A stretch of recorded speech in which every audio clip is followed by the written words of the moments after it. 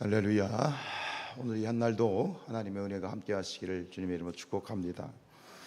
자, 우리 느헤미야 9장 10장은 이제 성벽 재건 공사 완공 후에 하나님과의 이스라엘 공동체, 선민 공동체가 이제 언약을 갱신하는 새로운 그런 종교개혁적인 측면의 이야기를 다루고 있는데요. 이제 앞에서 우리가 하나님과의 언약을 갱신을 하고 이제 내가 철저히 율법을 따라서 말씀대로 살겠습니다라고 다짐을 했는데, 그 다짐한 것을 확실하게 하기 위해서 1절에 보면 무엇 했다고 그랬어요? 인봉했다. 인봉했다라고 하는 건 뭐냐면 서명을 했다는 얘기입니다. 사인, 도장을 찍었다라고 하는 것입니다. 그래서 하나님의 율법을 준수하겠다 맹세를 하고, 그 맹세의 다짐으로 이제 서명을 한 사람들의 명단이 쭉 이제 나열이 되는 거. 27절까지입니다. 뭐 제사장부터 시작해서 느헤미야가 가장 먼저 나오죠. 이제 고위직 제사장 이래가지고 쭉 언급이 되어지고 있는데, 근데 28절부터의 내용은 뭐냐면, 그렇게 하나님 앞에 율법 준수의 맹세에 대한 서명을 하지 않은 사람들, 서명한 사람들이 명단이 나오는데, 그 28절부터는 서명을 하지 않은 사람들도 역시 하나님 앞에 이제 뭐 서명은 하지 않았지만 우리도 말씀대로 맹세하겠습니다, 살겠습니다라고 그렇게 이제 다짐하는 이야기이고요. 특별히 30절부터 마지막 39절까지는 그 이스라엘 백성들이 구체적으로 하나님 앞에 말씀대로 사는 것이 무엇인지, 어떻게 할 것인지를 구체적인 지침, 그러니까 실제적인 그러한 맹세의 내용이 6가지가 소개가 됩니다. 그 6가지가 뭐냐면, 30절에서는 가장 이제 이스라엘 백성들에게 문제가 됐던 그 과거 조상들이 문제가 됐던 게 뭐죠? 기억나세요? 하나님이 정말 분노하셨던 가장 치명적인 그들의 죄가 뭐였어요? 이방인과의 통혼이었죠. 그 통혼. 그래서 이제 그 정체성, 거룩한 선민으로서의 정체성을 이제 파괴시키는 이방인들과의 결혼, 이 통혼의 문제에 대해서 가장 먼저 우리는 앞으로 이방인과 통혼하지 않겠습니다 라는 것부터 시작을 해서, 두 번째는 안식일, 이 성일 안식일에는 매매를 금지하겠습니다. 이게 두 번째고, 31절에 보면 안식년을 철저히 준수하겠습니다. 안식년, 이게 안식년이 이제 매 7년마다 한 번씩 돌아오거든요. 안식일이 일주일마다 돌아오는 것처럼 7년에 한 번 안식년을 철저히 준수하겠습니다. 그리고 네 번째는 이제 성전 제사 제도, 하나님 앞에 똑바로 번제와 소제, 화목제, 속건제, 속죄제 이런 어떤 하나님께 제사를 정확하게 드리겠습니다. 이게 네 번째고, 다섯 번째 35절부터 37절에 있는 내용은 첫 소산과 초태생, 첫 것을 하나님께 드리겠습니다. 이게 다섯 번째고, 마지막 여섯 번째는 37절 하반절부터 39절까지는 11조에 대한 규례입니다. 이 6가지의 규례를 살펴보면 그들이 하나님 앞에 맹세한 이 언약 갱신의 핵심이 뭐냐면, 그것은 바로 성전 제사 제도의 회복입니다. 성전 제사 제도. 여러분, 성전 제사 제도가 오늘 우리의 신앙에서는 무엇이라고 말할 수 있겠습니까?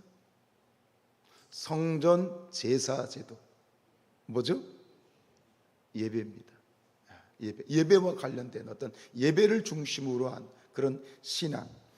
이처럼 이스라엘 백성들이 하나님과의 이 언약갱신의 회복에 있어서 그것이 성전 제사 제도에 초점이 맞춰져 있는 이유는, 결국은 이 언약 백성으로서의 어떤 회복, 신앙의 회복, 믿음의 회복, 그 회복의 표준, 기준이 되는 것이 무엇이냐? 그것이 바로 예배라고 하는 거예요. 그러니까 예배 생활이, 오늘 우리에게 적용을 하면 우리의 예배 생활이 바로 그 신앙을 가늠할 수 있는 가장 중요한 척도고 기준이라고 말할 수 있겠죠. 예배에 대한 태도, 예배 드리는 모습, 예배를 드리는 그런 모든 일련에, 우리가 이 시간에 성전에 나와서 예배를 드린다라고 하는 것이 이 한 시간만의 문제가 아니지 않습니까?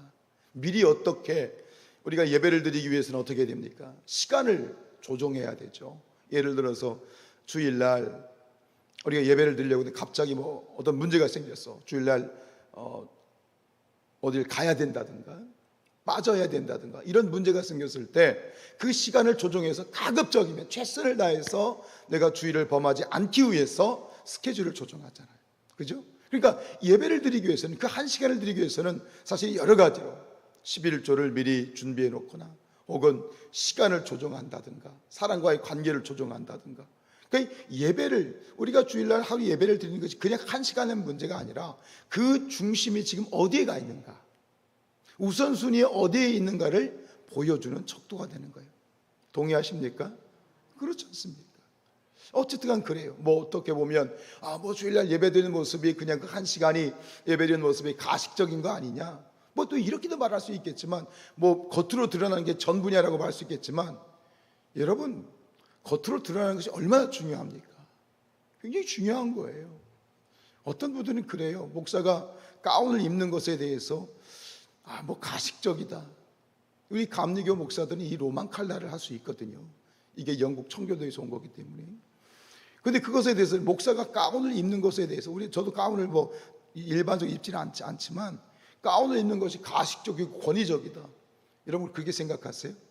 그럼 법관들은 법복 벗어야 되겠네요. 법관들이 재판할 때 법복 벗고 그 재판을 그럼 하라고 말해야 되잖아요. 그럼 목사가 가운을 입는 것에 대해서 이거 왈가불가 하는 것은 근본적으로 그건 잘못된 거거든요. 그러나 어쨌든간 우리가 하나님 앞에 예배를 드릴 때 보여지는 모습이 굉장히 중요합니다. 주일날 아무렇게나 평상시에 입던 옷 입지 않지 않습니까? 그래도 집에서 가장 깨끗한 옷을 입고 준비된 옷을 입고 스리퍼 찍찍 끌고 오는 사람 없습니다. 이게 중심을 보여주는 것이거든요. 요한복음 4장 23절에 보면 아버지께 참되게 예배하는 자들은 영과 진리로 예배할 때가 온다 그랬어. 근데 그때가 언제야? 지금이라고 했어. 마지막 때라고 했어. 영과 진리로 예배할 때가 오나니 하나님께서는 이처럼 영과 진리로 예배하는 참되게 예배하는 자들을 찾으신다. 여러분 하나님 앞에 예배한다는 것은 단순한 행위의 문제가 아니라 이것은 어떤 문제이냐면 하나님을 정말 두려워하는가, 하나님을 경외하는가의 문제입니다. 성경에 보면 예수님께서 두 사람의 기도를 비교하셨죠. 한 사람은 바리새인이었고 한 사람은 죄인 세리였습니다. 바리새인은 하나님 앞에 두 손 높이 들고 나는 저 죄인과 같지 않습니다. 저는 모든 율법을 지키고 모든 일주일에 2번씩 금식하고 하나님 앞에 11조를 철저히 하고 저는 빠짐없이 예배를 참석하고 그러면서 굉장히 아주 당당하게 하나님 앞에 서 있지만 이 죄인은 예배당 구석에서 성전 구석에서 얼굴도 들지 못하고 하나님 저는 죄인입니다. 예배도 제대로 드리지 못하고 저도 제대로 예물도 드리지 못하고 하나님 말씀대로 제대로 살지도 못하고 가슴을 치면서 눈물을 흘리면서 물론 그렇게 살았을 거예요. 뜻대로 살지 못했을 거예요. 근데 주님께서 말씀하시면 하나님께서는 누구의 예배를 받으시겠는가 그러지 않습니까? 중요한 건 마음이죠. 태도예요. 우리가 하나님 앞에 똑바로 살면 얼마나 똑바로 살겠어. 오히려 마음속에 숨어있는 보이지 않는 교만이 더 무서운 교만이고 큰 죄악이거든요. 여러분 우리가 하나님 앞에 섰을 때 잊지 말아야 될 건 뭐냐면 영과 진리로 하나님께 예배를 드린다라고 하는 건 무엇이냐면 그 중심에 하나님을 정말로 경외하는가, 하나님을 정말 두려워할 줄 아는가. 우리가 예수께서의 십자가의 보혈의 공로 의지하여서 이 예수님의 십자가의 보혈로 우리가 이곳에 나와 있지만 여전히 우리는 의인으로 죄 없다 인정을 받았지만 여전히 우리는 죄인이에요. 이 사실을 잊으면 안 돼요. 우리는 구원받은 죄인이에요. 이 땅에 사는 동안은 우리는 여전히 육신의 한계에 갇혀서 넘어질 수밖에 없고 자빠질 수밖에 없고 알면서 모르면서 짓는 죄들이 얼마나 많습니까? 그런 부분에 대해서 우리 끊임없이 다른 때는 모르겠지만 하나님 앞에 나와 예배할 때만큼은 두려워할 줄 알아야 돼요. 나 같은 죄인을 살려주셨소. 나 같은 죄의 장아찌를 살려주셨어. 주신 그 은혜가 너무 감사하고 감격하고 감사하지만 동시에 하나님, 두려우신 하나님 앞에 겸손해야 돼요. 그 겸손함이 이 예배 가운데는 분명히 존재해야 된다고 믿습니다. 그럼 생각해 봤어요. 갑자기 이제 오늘 새벽에 와서 다시 말씀을 묵상하는데, 그러면 목사는, 그럼 나는 어떤 모습으로 이 예배를 두려움으로 정말 경외함으로 준비하는 자세는 뭘까라는 질문이 뻗득 생기면서 그런 마음을 주세요. 목사가 하나님을, 이 예배를 두려워하고 이 예배를 영과 진리로 맞이하는 목사의 태도가 뭔가라고 했을 때, 말씀을 준비하는 것이구나. 어떻게? 하나님의 뜻대로. 그러니까 이 말씀을 선포하는 자로서 말씀을 이제 꼴을 먹는 성도들에게를 생각해 보면, 이 말씀을 준비할 때 정말 하나님의 뜻대로 말씀을 쪼개고 해석하고 하나님의 뜻을 이곳에서 바로 발견해서 말씀을 선포하는 것이 영과 진리로 또 두려움으로 예배를 준비하는 목사의 태도구나 하는 그런 또 감동을 주시더라고요. 어쨌든 간 목사는 목사로서, 성도들은 성도들로서 절대 잊지 마시기 바랍니다. 하나님 앞에 예배할 때 그 예배하는 중심과 태도가 우리 신앙의 중요한 척도가 된다는 사실, 그리고 그 중심에 우리가 무엇이 있어야 되느냐? 경외함이 있어야 된다는 사실. 하나님을 두려워할 수 있어야 돼. 하나님 우리의 중심을 보시거든. 여러분, 우리가 죄를 짓고 안 짓고의 문제가 아니라 사실 그보다 더 중요한 우리의 중심은 뭐냐면 바로 하나님에 대한 태도예요.